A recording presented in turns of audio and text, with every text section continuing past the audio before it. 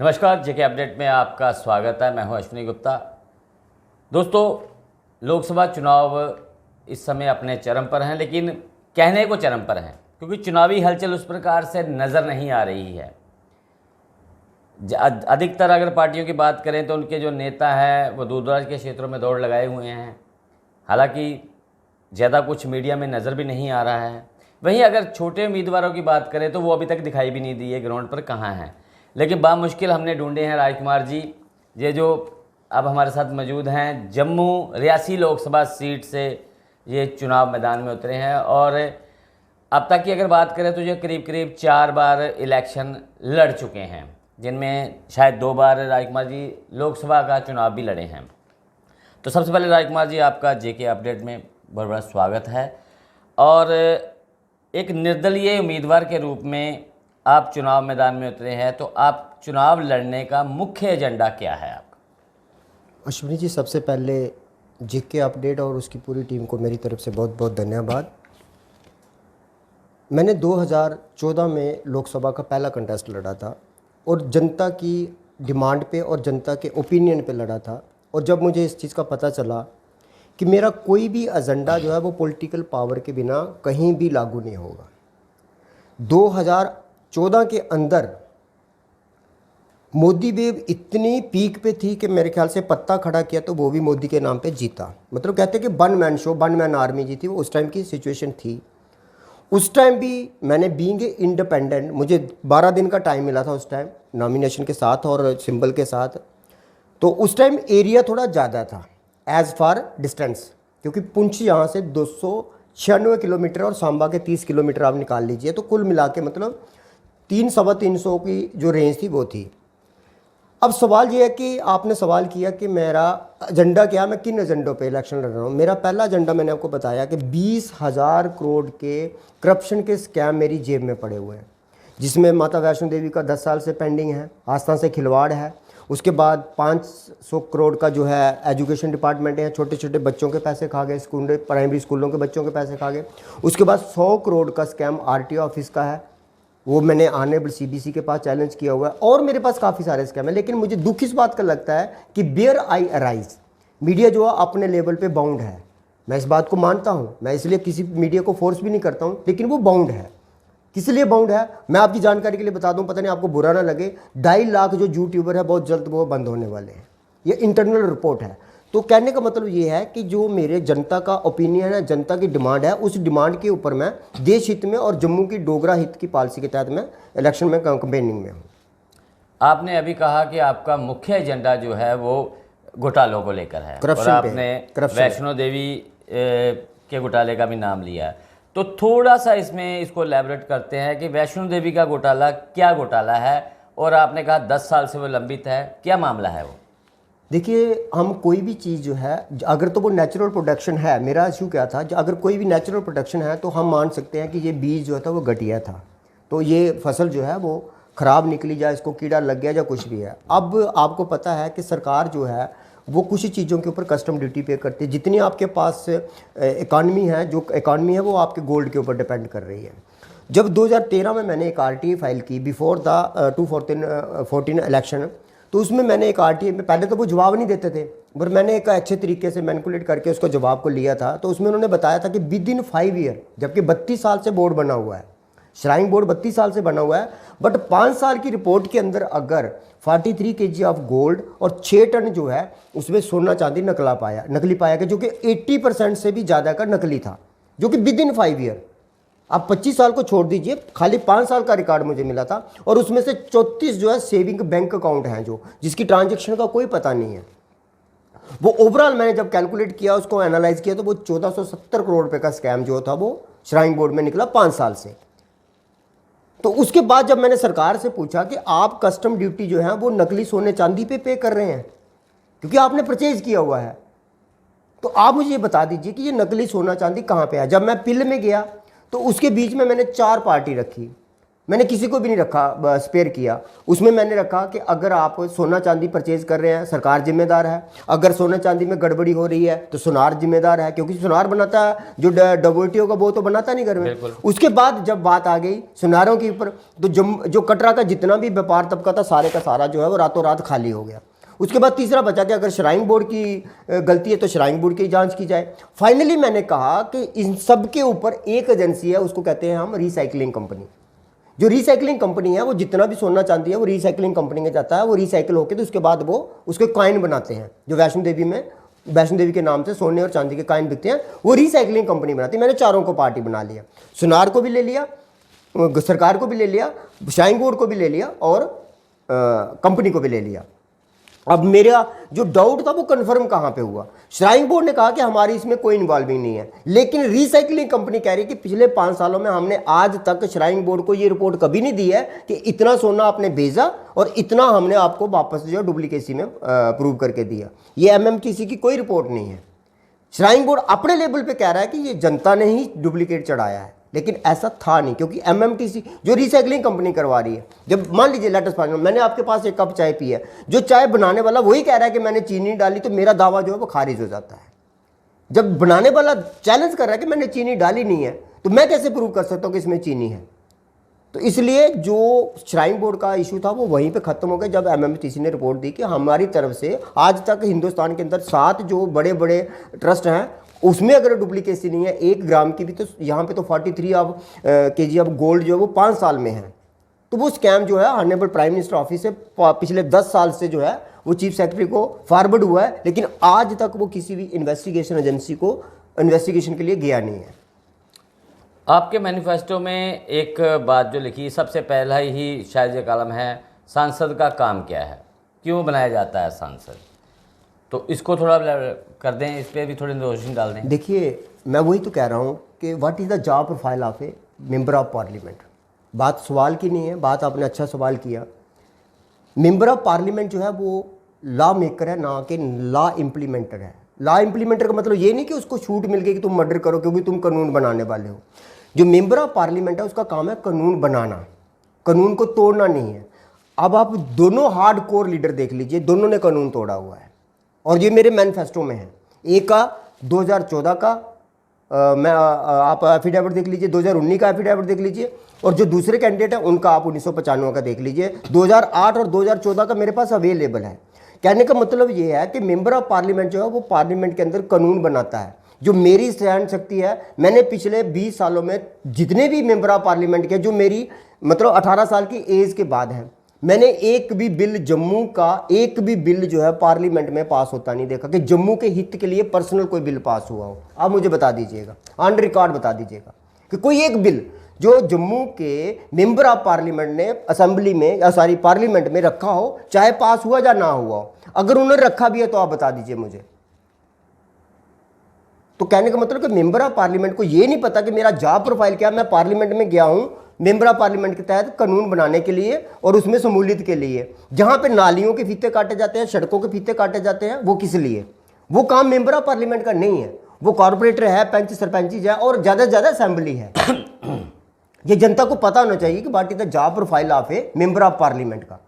Member of parliament हमने उसको कानून बनाने के लिए भेजा हुआ कि वो जम्मू के हित की बात करे, जम्मू के हित का कानून बनाए, जबकि उनको खुद का ही नहीं पता कि मेरा कानून बनाने का अधिकार क्या है।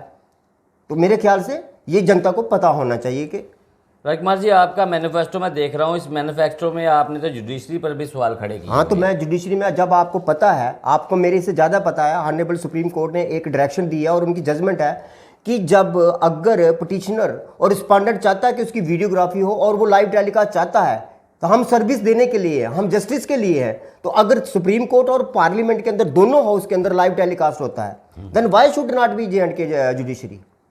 आप वीडियोग्राफी करिए, आपने सीसीटीवीज लगाए, लेकिन जो कोर्ट रूम है उसके अंदर सीसीटीवीज नहीं है, और अगर है भी है तो आप कितने लोगों को रिकॉर्डिंग प्रोवाइड करवाएं बंद कमरे के अंदर? मेरे यहाँ पे आपको मैं बता दूं, यहाँ पे 5 केस मेरे हाई कोर्ट में लगे हुए हैं, नोटिस भी हुआ है। नोटिस के बाद जो उसकी प्रोसीडिंग है वो कुछ गलत हो जाती है।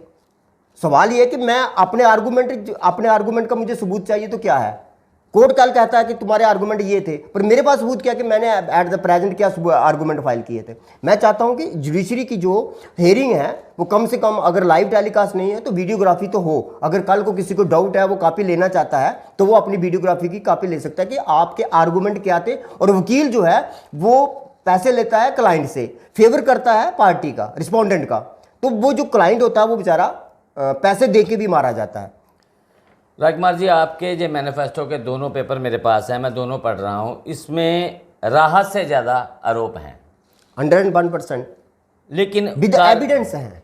कारण क्या है? क्योंकि आपने राहत की बात बहुत कम की है। जम्मू को 12% बिजली मुफ्त दिलाना है, इसके साथ आपने नशा मुक्त, भ्रष्टाचार, बेरोजगारी को ख़त्म कराना, शराबबंदी, विकसित जम्मू का नारा है। लेकिन SRO 43 की बात की है, अपने अस्थायी कर्मचारियों की बात की है, जम्मू कश्मीर को राज्य का दर्जा दिलाना, आर्टिकल 371 का दर्जा बहाल लाना है। लेकिन उसके अलावा अगर जितने भी हम बात करें, आपने कानून में धारा 197 को ख़त्म करवाने की बात की हुई है, वकीलों पर धारा 35 को संशोधन करने की बात भी कही हुई है, और यहाँ पर किसी भाजपा नेता के आपने बिल्कुल कहा है, बेटी पढ़ाओ बेटी बचाओ का नारा है, और भाजपा की पार्षद का बेटी का मामला आज तक ऑनर के लिए में पड़ा हुआ है। तो बेटी बचाओ और बेटी पढ़ाओ का नारा कहाँ चला गया? आप एक एक मुद्दे पे बात करें, मैं एक एक एविडेंस आपको प्रोवाइड करवा सकता हूँ। It's not my personal allegation upon the government, ये मेरे सारे जनता के हित के मुद्दे। आप कोई भी मुद्दा उठा लीजिए, आप 12% बिजली की बात कर रहे हैं, आप जो सेंट्रल गवर्नमेंट के 7 प्रोजेक्ट लगे हैं जम्मू कश्मीर के अंदर, आप पढ़िए उसको, उसमें 12% लाइट का जो है फ्री ऑफ कॉस्ट सुपरविजन है। अब अगर 7 प्रोजेक्ट लगे हैं तो 12 से 84 हो गया। जम्मू के अंदर 24 आवर अगर लाइटिंग चलती है तो उसमें कंज्यूमिंग जो है 35 से 40% है, उसके बावजूद भी हमारे साथ जो है वो 10-10 घंटे की कटौती होती है। तो ये जनता का मुद्दा है। अगर आपका मैनिफेस्टो एक आम आदमी के पास जाए, वो उसे पढ़ेगा, उससे पहले क्या आपके पास इतना समय है कि एक एक आदमी को आप अपने पूरे मैनिफेस्टो की जाके बता सके, उसका एक एक पॉइंट ब्रीफ कर सकें? क्योंकि सीधे रूप से अगर मैनिफेस्टो देखें तो आम आदमी यही सोचेगा उसके लिए इसमें क्या है, क्यों वो आपको वोट दे, उस बारे में थोड़ा बताएं। मैंने ऊपर पहले लिखा हुआ है, वोट आपका, हक आपका। मैंने आपको पहले कहा कि मैं जनता को सिर्फ ये चीज़ दे रहा हूँ कि आपके पास एक विकल्प होता है, उसको कहते हैं हम नोटा। क्योंकि जनता जो है आज की डेट में पढ़ी लिखी है, अवेयर है, लेकिन उसके पास साथ साथ उनके पास विकल्प नहीं है। जिस दिन भाजपा कैंडिडेट की नाम अनाउंस हुआ, सबसे पहले मेरी वाइट गई और लोगों ने 50% अपना ओपिनियन दिया कि हम इस कैंडिडेट को रिजेक्ट करते हैं। और आज की तारीख में आप देख लीजिए कि भाजपा का जम्मू कश्मीर का जो हार्ड कोर कैडर है वो कोऑपरेट नहीं कर रहा है भाजपा कैंडिडेट को, ये आप सामने देख रहे हैं। सो कहने का मतलब है कि मैं ये नहीं कह रहा हूं कि आप इस मैनिफेस्टो को पढ़ें, ये ड्यूटी जो है, ये कार्य जो है, ये मेंबर ऑफ पार्लियामेंट के कार्य हैं, क्योंकि ये सारे के सारे 22 कैंडिडेट मैदान में हैं। अगर जम्मू सीट से हम बात करें, चलो आपने भाजपा की बात की कि उनका जो कोर कैडर है वो उनका सपोर्ट नहीं कर रहा, हम चलिए आपकी बात मान भी लेते हैं, तो क्या वो वोट आपको पड़ जाएगा? ये गारंटी आप कैसे लेते हैं? तो ये गारंटी मैं आपके माध्यम से पूछना चाहता हूँ, ये क्या गारंटी है कि जो 19,70,000 वोट है वो मतलब 100% पोलिंग होगा और वो सारे का सारा एक कैंडिडेट के खाते में जाएगा? ये तो पॉसिबल नहीं है ना। अगर हमारे 2 हार्डकोर जो कैंडिडेट हैं, अगर दोनों ही उसमें हैं, फील्ड में हैं, एक जो है वो पिछले 25 साल से जीतने के प्रोफाइल के साथ है, एक ने 12 साल के बाद अपनी जो है असेंबली सीट भी खो दी। मैं पूछना चाहता हूँ, 12 साल आप एमएलए रहे हैं, 12 साल में आपने क्या कार्य किए? मजबूरन आपको एक फ्रेशर कैंडिडेट जो है वो हरा के चला गया। अगर आपने काम किए होते तो जनता के बीच में बोर्ड लगाने, पोस्टर लगाने की जरूरत नहीं होती है। मेंबर ऑफ पार्लियामेंट को ये नहीं पता है कि जम्मू का प्रोजेक्ट जो है वो मेट्रो जो है वो बनतलाब से लेकर बड़ी ब्राह्मणा चल रहा है, एम्स की जो है वो चल रही है। उसको ये नहीं पता है कि एम्स कोऑर्डिनेशन कमेटी का मैं मेंबर था, हमने एम्स कैसे लिया, एम्स आपने कश्मीर को दिया और नाम फीता काटने के लिए आप भाजपा का रख रहे हैं। और कौन नहीं जानता जम्मू के अंदर कि एम्स को हमने कैसे लिया? मेरे ख्याल से आपसे ज्यादा जानते हैं। हम 2 महीने वहां पे बैठे हैं प्रेस क्लब के बाद, तभी पुल के ऊपर डंडे खाए हम लोगों ने। सवाल ये है कि जो आप कह रहे हैं कि मैनिफेस्टो मेरा पढ़ेगा कौन? मान लीजिए मैं हार जाता हूं, मुझे कोई शौक नहीं है इसमें, वैसे भी सोशलिज्म जो है नॉन क्रेडिटेबल जॉब है, मैं पिछले 32 साल से हूं। आज मुझे 3-3 करोड़ की ऑफर है, मुझे बिना FIR के, बिना इलीगली किसी एलिगेशन के 14 महीने जेल में रखा, वो भी डायरेक्ट सेंट्रल जेल में और मिलिटेंटों के साथ में। आज मैं पूछना चाहता हूं मेरा कसूर क्या है? आपने जो सेक्शन मेरे पे लगाई है, सुप्रीम कोर्ट बैठा हुआ है, अपेक्स कोर्ट बैठा हुआ है, हाई कोर्ट की डिवीजन बेंच बैठी है, मुझे बताइए जो सेक्शन आपने लगाई है वो जम्मू कश्मीर के अंदर 2018 में कानून था और मेरे खिलाफ जो साजिश रची गई उसकी आपने इंक्वायरी क्या करवाई, जांच क्या करवाई, जबकि मैं कारण क्या है? एक समाज सेवक राजकुमार, उसके पीछे सारा आप कह रहे हैं जुडिशरी उसके पीछे है, एडमिनिस्ट्रेशन पीछे है, पुलिस उसके पीछे है, क्या कारण है? राजकुमार ने ऐसा क्या किया है? अश्विनी जी, मैं आपको बता दूं कि 45 साल की एज के बाद मेरे पे पहली क्रिमिनल एफआईआर लगी। अब आप बता दीजिए कि जो एक हार्डकोर क्रिमिनल होता है उसकी एज क्या होती है क्राइम करने की। अब मेरी उम्र 45 साल के बाद पहली एफआईआर लग रही, वो भी कोर्ट के तहत 156(3) के तहत, और कॉन्सिक्वेंस के कब, जबकि मैंने वैष्णो देवी की कंप्लेंट को चैलेंज किया कोर्ट में। सवाल ये था कि जब 3 करोड़ ऑफर मुझे दी गई थी, इट मीन्स कुछ ना कुछ काला है दाल के अंदर, तभी मुझे 3 करोड़ की ऑफर दी। जब उसकी रिकॉर्डिंग मैंने कोर्ट को दी तो कोर्ट का जो प्रोविजन था वो मेरे ऊपर आ गया। अब मुझे तो वो या तो ऑन ग्राउंड अनमैरिड डिसमिस करते, मैं सुप्रीम कोर्ट चला जाता।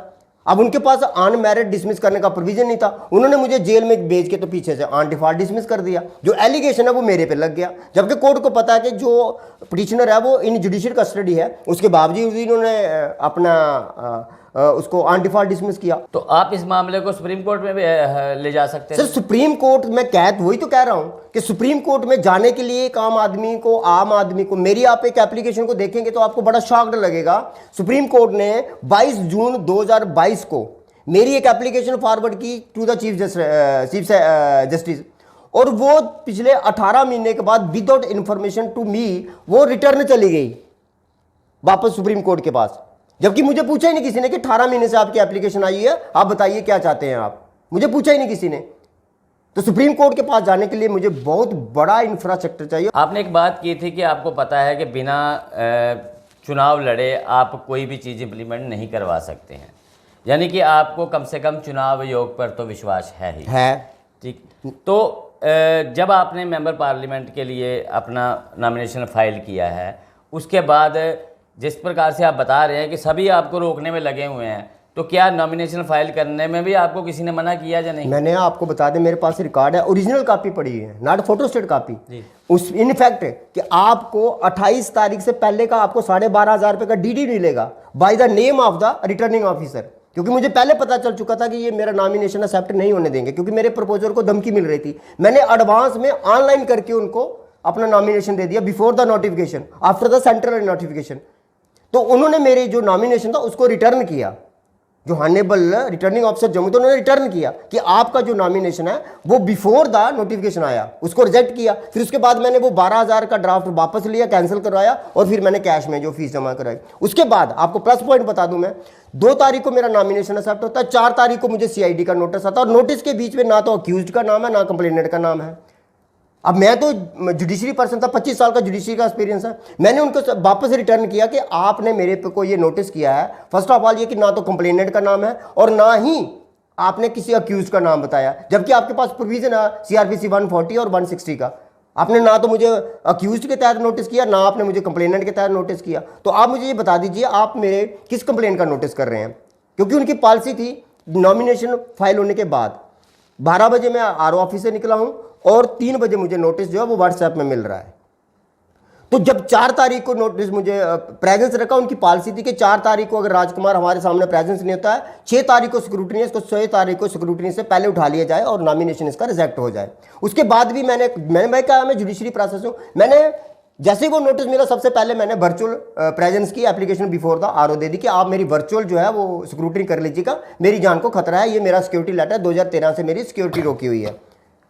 आप सिक्योरिटी मिल गई आपको? मेरे पास अभी भी सिक्योरिटी नहीं है, मैं सिंगल कैंडिडेट हूं जो बिना सिक्योरिटी के जनता के बीच में हूं। क्यों, आपने सिक्योरिटी वापस कर दी? मेरे को मिली नहीं तो मैं वापस कैसे करूंगा? मेरा सवाल तो बनता है ना सरकार के ऊपर कि आपको मैं इतने बड़े बड़े आप चुनाव लड़ रहे हो, सभी जो कैंडिडेट है जितने भी निर्दलीय हैं सभी को तो सिक्योरिटी मिल चुकी है। सर मैं कह रहा हूं आप बंद गाड़ी में मुझे क्यों कैद करना चाहते हैं, जबकि मैं जनता के बीच में हूं। अपनी जिस फैसिलिटी जो मेरे पास अवेलेबल है, चाहे मैं पैदल हूं, साइकिल पे हूं, घोड़ा पे हूं, गाड़ी पे हूं, किसी भी पे भी हूं, वो मेरी हैटेक है। आपकी सिक्योरिटी जो है, आपने पहली बात तो गलती ये कर ली कि आपने नॉमिनेशन की विड्रॉ डेट से पहले ही लोगों को सिक्योरिटी अलॉट कर दी। कुछ लोगों ने विड्रॉ किया जा रिजेक्ट हो गया, वो भी एक वायलेशन हो गई। बात सवाल की नहीं है, बात यह है कि अगर एक officer RO returning officer appoint हुआ तो उसको हर चीज़ को मैं चेकअप करके देखना पड़ेगा। दूसरा, जो मुझे 3 गाड़ियों की परमिशन दी है उनमें से होर्डिंग की आपने मुझे परमिशन ही नहीं दी है। आप मुझे, और उसमें भी एक प्लस पॉइंट है, रिटर्निंग ऑफिसर एक है, परमिशन के लिए 4 सेंटर बनाए हुए हैं। जम्मू वाला डीसी अलग से देगा, रियासी वाला अलग से देगा, सांबे वाला अलग से देगा, रजौरी वाला अलग से देगा। अब एक कैंडिडेट इंडिपेंडेंट है, 15 दिन का उसके पास टाइम है, तो वो किस किस के जाकर पास परमिशन लेगा, जबकि रिटर्निंग अफसर जम्मू में बैठा हुआ है। आप एक गाड़ी की परमिशन पूरी कॉन्स्टिट्यूंसी की क्यों नहीं दे देते? गाड़ी तो एक ही घूमनी है ना, चाहे वो 10 गाड़ियां ले रहा है, लेकिन घूमना तो उसने अपनी कॉन्स्टिट्यूंसी में ना। वो कौन सा बेवकूफ कैंडिडेट है जिसका नॉमिनेशन जो जम्मू सीट से बड़ा हुआ, तो वो कंपेनिंग के लिए कठुआ जाएगा या कंपेनिंग के लिए श्रीनगर जाएगा अपनी गाड़ी लेके?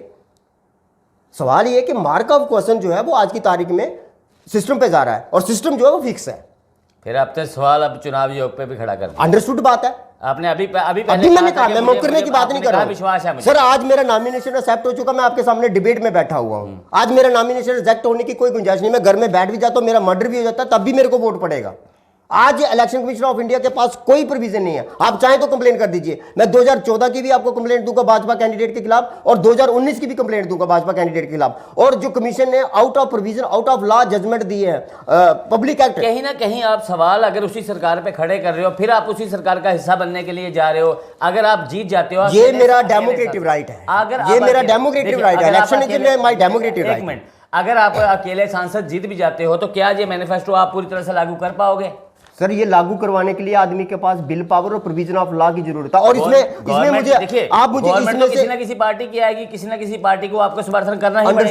अंडरस्टूड आएगी, चाहे अलायंस क्या की उसे होगी। लागू कर पाएंगे आप? मैं कह रहा हूं, तो मेरा अगर एक भी ग्राउंड जो है वो पब्लिक हित में नहीं है, आउट ऑफ लॉ है, आउट ऑफ प्रोविजन है, कानून के दायरे से बाहर है, तो मैं उसी टाइम आज भी मैं विड्रॉ कर लेता हूं। सवाल ये है कि ये जनता के मुद्दे हैं जो मैं आज बोल रहा हूं। मैं ओपन चैलेंज कर रहा हूं honourable chief justice of India, honourable chief justice of high court को, आप कमेटी कॉन्स्टिट्यूट करो, मेरे से आप एविडेंस लो, मैं आपको एविडेंस दूंगा। अगर एविडेंस नहीं देता, लेकिन मेरी एक कंडीशन है, आप या तो लाइव कर लीजिए या आप वीडियोग्राफी कर लीजिए, मैं देता हूं आपको फॉर योर काइंड इन्फॉर्मेशन। आपको नॉलेज है या नहीं है, candidate of the Congress is LLB, for your kind information.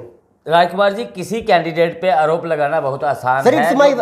It's my right. मैं आपकी बात आफ्टर नॉमिनेशन किसी भी कैंडिडेट पे, हम किसी कैंडिडेट पे बात नहीं कर रहे हैं, किसी पर आरोप लगाना, ना ही हम उस आरोप को साबित कर पाएंगे। ये काम जो है वह कानून व्यवस्था का है, या चुनाव आयोग का है, या एडमिनिस्ट्रेशन का है, वो उन्हें देखना है। मैं आपसे जो सवाल मैंने यही पूछा है कि जिस सिस्टम पर आप सवाल खड़े कर रहे हैं, जिस सरकार पर आप सवाल खड़े कर रहे हैं, आप उसी सरकार का हिस्सा बनने के लिए आज चुनाव मैदान में उतरे हैं। बिल्कुल हूं। तो क्या उस पूरी सरकार को आप ठीक कर पाएंगे? सर, एक कहावत है, एक आदमी पूरी दुनिया को चेंज नहीं कर सकता। एक आदमी जो है, एक कहावत, डोगरी की कहावत है, एक चना कल्ला चना पहाड़ नहीं फोड़ सकता। आप बिल्कुल सही कह रहे हैं। लेकिन उस मैटर को आज मैं प्रेस क्लब के बाहर कितनी बार बैठा हूं अनशन के ऊपर, किसने मेरी आवाज को सुना? इस मैटर को किसने उठाया? आज जो है ऑलमोस्ट मीडिया का हर तीसरा चैनल जो है ये पूछ रहा है। आपने भी आर्गुमेंट किए, मैं जवाब भी दे रहा हूं। सवाल ये कि आज मुझे आप पूछ तो रहे हैं ना कि राजकुमार जी क्या ये लागू हो पाएगा? जब मैं इस पोर्टल में होऊंगा, जब जनता के पोर्टल में होऊंगा, जनता के ओपिनियन में होऊंगा, पार्लियामेंट के हाउस में होऊंगा, तो पार्लियामेंट के सामने 543 सांसद बैठे हुए हैं, ऑनरेबल स्पीकर बैठे होंगे, मैं उनसे पूछूंगा। अगर मेरी सुनवाई नहीं होती है तो मैं बाहर कम से कम बीइंग ए प्रोमिनेंट सिटीजन आप पब्लिक डोमेन में तो बैठा हूंगा इस मुद्दों को उठाने के लिए। ये जो मुद्दे हैं, मैं ये कह रहा हूं कि मैं पब्लिक का रिप्रेजेंटेटिव बन जाऊंगा, जनता के लिए जाऊंगा, जनता की आवाज उठाने के लिए पार्लियामेंट में जाऊंगा। अगर जनता के मुद्दों की बात नहीं सुनी जाएगी, मैं पब्लिक डोमेन में आऊंगा, जनता के बीच में बैठूंगा। बहुत बहुत शुक्रिया राजकुमार जी हमसे बात करने के लिए। तो ये थे राजकुमार जी, जिन्हों की इस समय चुनाव मैदान में उतर चुके हैं, जम्मू रियासी लोकसभा सीट से चुनाव लड़ रहे हैं। उनके जो घोषणा पत्र है उनमें राहत से ज़्यादा जो है आरोप है, जैसा कि हमने पहले भी बात की है। तो अब 19,70,000 के करीब जो मतदाता है इस सीट पर। अब देखते हैं कि राजकुमार जी के पक्ष में कितने वोट पड़ते हैं। तो चुनाव के बाद एक बार फिर इनसे हम रूबरू होंगे। लेकिन सवाल इनका एक जो बड़ा सवाल था कि जब सभी प्रत्याशियों को हम कहेंगे सिक्योरिटी मिल चुकी है, तो बीइंग ए प्रत्याशी इन्हें सुरक्षा मुहैया ना करवाना भी कहीं ना कहीं एक बड़ी चूक साबित हो सकती है। तो मुझे अश्विनी गुप्ता को दे इजाज़त। आप जुड़े रहें जेके अपडेट के साथ। धन्यवाद। जम्मू कश्मीर की खबरों के लिए जुड़े रहिए जेके अपडेट के साथ।